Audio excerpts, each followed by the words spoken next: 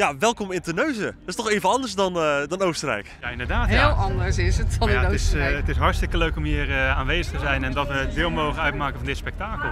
Ja, maar wat is jullie rol precies vanavond? Ja, wij zijn de herkenner van Petrus. hè? Wat vonden jullie ervan dat je gevraagd werd om mee te mogen doen?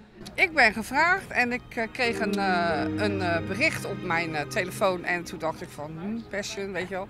Maar eigenlijk had ik het weer weggedaan, want ik had er niet naar gekeken. Want ik denk van ja, weet je wel, het zal wel reclame zijn of zo. Dus op een gegeven moment ga ik weer kijken en toen denk ik, wat is dit, weet je. Ja. Dus toen zei ik het tegen hun lachen. Ik zei, ik zei, kijk eens tegen mijn mannen tegen mij, wat ik krijg.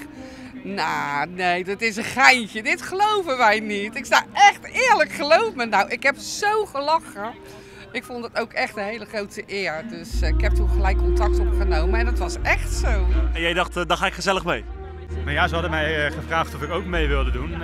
Als twee herkenners van Petrus. Dus ja, ik zei gelijk, ja, dat vond ik natuurlijk hartstikke leuk. Dus eigenlijk speciaal voor dit zijn we vanuit Oostenrijk hier naartoe gekomen. Ja, stiekem ook een beetje een droom die uitkomt? Dit is echt een droom die uitkomt. Ja, ik heb er eigenlijk nooit aan gedacht om hierin mee te mogen spelen. En ja, dan denk ik van jeetje, wat een ongelooflijk iets. Ja, dit is echt een droom. Ja. Nou ja, zeker. We kijken ieder jaar naar de Passion en om er dan nu zelf deel van uit te maken is natuurlijk hartstikke leuk. En spanningen of valt het mee? Ik sta te trillen. Ik heb echt gazeuzenbenen. Ja, echt. Ja, bij mij valt het gelukkig nog mee.